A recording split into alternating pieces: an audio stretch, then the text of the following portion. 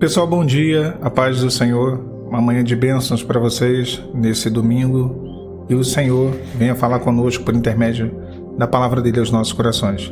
Tem 3 projetos acontecendo aqui no canal, projeto de aconselhamento chamado de vídeo, individuais, via WhatsApp, projeto Pão da Vida, um grupo de estudos da palavra, leitura da Bíblia com explicação, desenvolvimento de mensagens, explicação de textos. O projeto Meu Deserto sobre restauração pessoal, remorso, arrependimento, qual é a diferença, as fases do luto, toda essa questão que se relaciona com o término de um relacionamento e com a questão de uma restauração de vida, restauração e transformação de vida. Então, esses 3 projetos, se você quiser mais informações, mais detalhes, é só mandar um zap pro e-mail, pro WhatsApp que vai estar aqui embaixo na descrição e no comentário fixado, e eu te respondo com mais detalhes e mais informações sobre eles. A palavra de Deus, ela nos diz assim, eu peço desde já que você curta o vídeo, se inscreva no canal, como padrão aqui, já ia me esquecendo, se você ainda não for inscrito.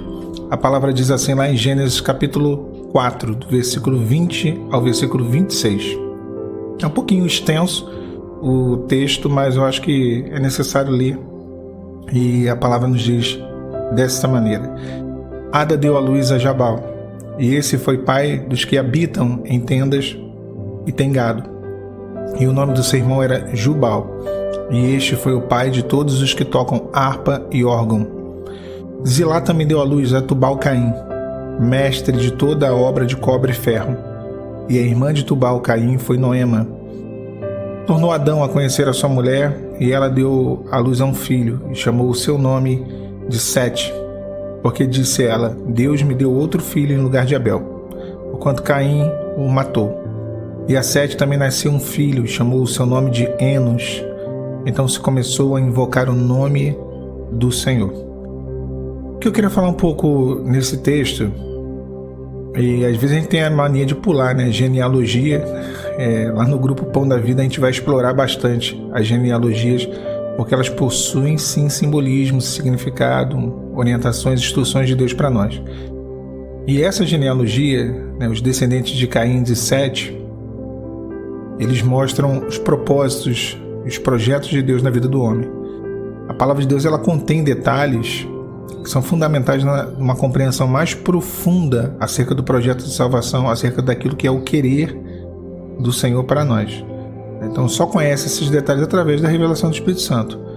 Então o texto aqui ele descreve a vida dos descendentes de Caim e de Sete, e traça um paralelo entre 2 formas de um homem viver, né? Então, primeiro, para a gente esclarecer aqui, o que vem a ser isso, descendentes, né? São todas as pessoas que compõem uma família. São os teus filhos, são descendentes, os teus netos, descendentes, bisnetos, descendentes. É isso. Um paralelo profético muito claro aqui entre a descendência de Caim e a descendência de Sete. Os descendentes de Caim, eles vão trilhar o mesmo caminho do pai deles, de Caim. E quando o homem decide caminhar segundo o seu projeto, segundo a sua vontade, ele vai tentar suprir suas necessidades, naturalmente, humanas, básicas. E dentre elas, 3 eu vou destacar aqui, que é sustento, alegria e segurança. Guarda essas 3 palavrinhas. A gente vai ver isso muito claramente na descendência de Caim. Vamos fazer uma retrospectiva muito rápida aqui. Quem era Caim? Eu acho que todo mundo lembra que Caim matou seu irmão Abel, né? Adão e Eva tiveram 2 filhos, Caim e Abel. Caim vai lá e mata Abel por inveja, a oferta de Caim não foi aceita, a de Abel foi aceita diante do Senhor. A oferta do fruto do campo, a outra oferta um animal que foi ofertado. Então assim, por raiva e por inveja, Caim mata Abel. E aí, ele vai viver a sua vida, ele gera filhos e segue a vida. Já no caso no caso de Adão e Eva, eles têm um outro filho, um terceiro filho chamado Sete. Desse filho que vem o povo de Israel, eles descendem de Sete, não de Caim. Então esse filho Sete, esse filho de Adão e de Eva, ele por sua vez tem um filho chamado Enos, que é neto de Abel e de Adão e de Eva. Confusão, né? Pronto, acho que agora está mais claro. Sete e Caim, filhos de Adão e Eva, Enos, filho de Sete, neto de Adão e Eva. Só que Caim também tem descendentes. E a Bíblia fala aqui 3 descendentes. Jabal, nome estranho. Jubal, mais estranho ainda. E Tubal-Caim. Não tem nem o que falar sobre esse nome. Esses 3 nomes esquisitos são os 3 descendentes de Caim. E nós podemos observar uma coisa bem interessante. Há uma característica que se relaciona, né, com cada um desses descendentes de Caim.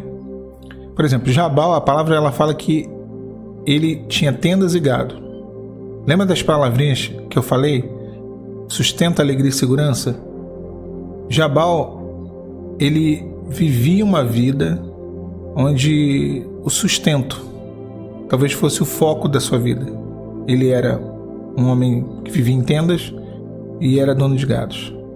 Ou seja, o sustento ali, a comida, o alimento, as necessidades, do que se refere à questão alimentícia, a questão de ter suprida. Isso era uma realidade, e isso era algo que fazia parte do dia a dia desse homem chamado Jabal.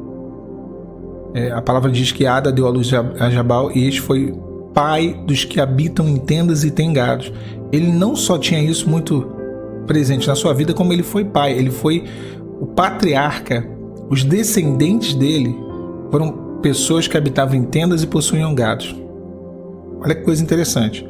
Esse era o foco, o sustento, foco dos descendentes de Caim, ali da árvore, né, do galho genealógico de Jabal.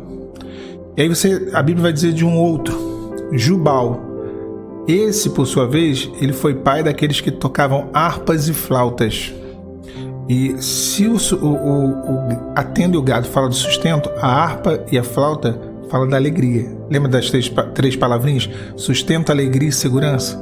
Então, Jubal, o texto diz assim: o nome do seu irmão era Jubal, e este foi pai de todos os que tocavam harpa e órgão, ou harpas e flautas. Então, se o primeiro, Jabal, ele tipifica aqueles que buscam o sustento do mundo, aqueles que vão atrás e vivem só para isso, não se importam com as coisas de Deus, mas vivem uma vida em prol das necessidades mundanas. O Jubal, ele já é um pouco diferente. Ele foi pai daqueles que tocavam harpas e flautas, ou seja, aqueles que buscam não mais o sustento, mas a alegria do mundo. Lembra da palavrinha? A alegria. Aqueles que buscam encontrar a alegria momentânea e circunstancial. E o terceiro, Tubal-Caim, ele foi pai daqueles que mexiam em instrumentos cortantes de bronze e de ferro. Ou seja, dele vieram os seus descendentes, eram aqueles que tinham ali como objetivo de vida a segurança, porque os instrumentos cortantes de ferro e de bronze eram normalmente utilizados para ou a segurança física, a segurança a propriedade, a segurança no sentido de armas, ou a segurança alimentícia, os instrumentos do campo. Então a Bíblia diz que Zilá também deu à luz a Tubal-Caim, mestre de toda a obra de cobre e ferro, e a irmã de Tubal-Caim foi Noema. Então, nós temos o primeiro descendente de Caim. O foco dos seus descendentes, de Jabal, era o sustento. O segundo, Jubal, o foco dos seus descendentes era a alegria e os prazeres da vida. E o terceiro, Tubal-Caim, o foco dos seus descendentes, desse descendente de Caim também, era a segurança. Então, a descendência de Caim, ela está totalmente atrelada às coisas do mundo. A descendência de Caim, ela está totalmente voltada para o sustento, para a alegria e a segurança mundana. É o homem que se importa com as coisas dessa vida.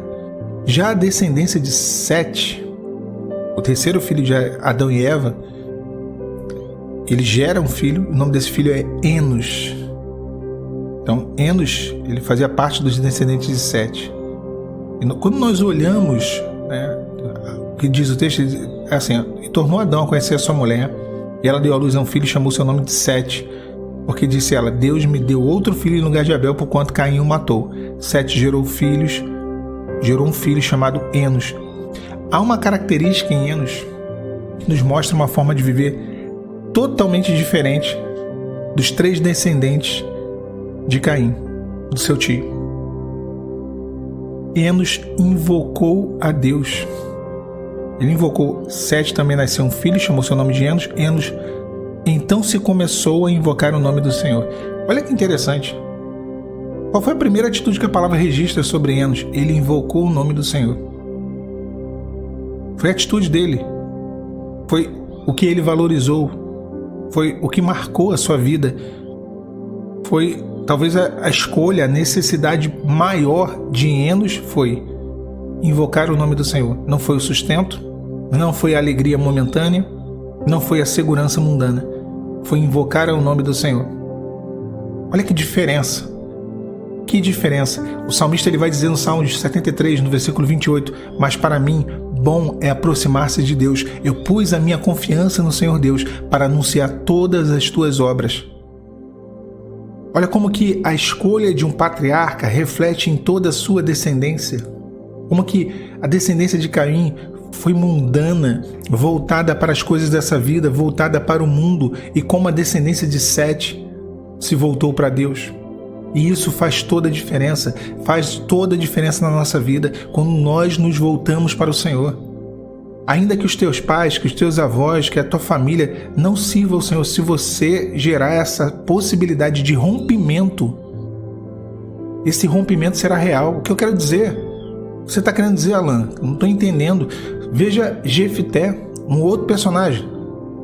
Lá em Juízes, não tem nada a ver com essa história aqui. A mãe dele era uma prostituta.